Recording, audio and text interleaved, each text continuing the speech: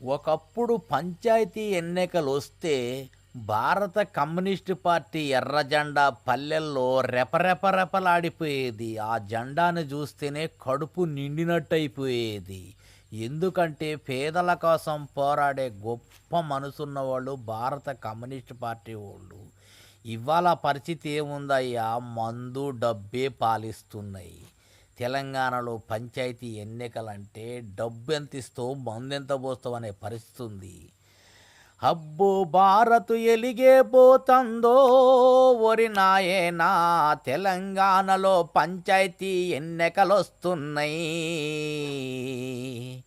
తాగేటోడు తాగుతున్నాడు, ఊగేటోడు ఊగుతున్నాడు. పచ్చ నోట్లని తల్లి లాంటి మన ఓట్లు అమ్మని పచ్చ నోట్లకి అమ్మే మరి పరిస్థితి వస్తుంది. అబ్బో భారత్ ఎలిగే పోతందో ఒరి నాయనా, తెలంగాణలో పంచాయతీ ఎన్నికలొచ్చినాయి. ఒక్కరోజు బరి బాగోతం కోసం 5 ఏళ్ళు నువ్వు బానిస కాకు. తల్లి లాంటి నరి ఓటు అమ్మని పచ్చ నోట్లకి అమ్మబోకురా, పచ్చ నోట్లకి అమ్మబోకురా, పచ్చ నోట్లకి అమ్మబోకురా. అబ్బో భారత్ ఎలిగే పోతందో ఒరి నాయనా, తెలంగాణలో పంచాయతీ ఎన్నికలొస్తున్నాయి. ఓటుకు నోటు ఇస్తారు నీకు కోటరబోసి పడుకోబెట్టి, పడుకున్నాక పండబెట్టి నిన్ను దొక్కుతారన్నా, పండబెట్టి నిన్ను దొక్కుతారన్నా. నిజమైన మన బీసీలకు అన్యాయం జరుగుతుంది అన్నో మరి ఆలోచించు.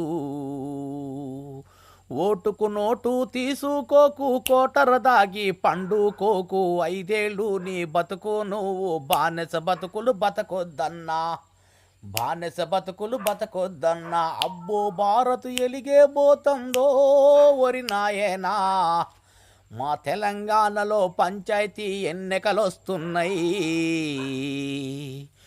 ఓటుకు నోటు ఇస్తున్నారు కోటరబోసి పడుకోబెట్టి, నిలువన నిన్ను పండబెట్టి మరి తొక్కుతున్నారు, పండబెట్టి మరి తొక్కుతున్నారు. బీసీ నినాదంతో మారి ఎన్నికలొచ్చే నిజమైన మన బీసీలకి ఎందరికీళ్ళు న్యాయం చేస్తారు, ఎందరికీళ్ళు న్యాయం చేస్తారు. ఆలోచనతో ఓటు వేయి అన్నా.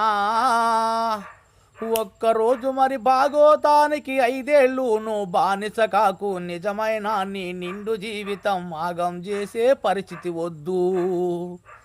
గ్రామ స్వరాజ్యం గంగ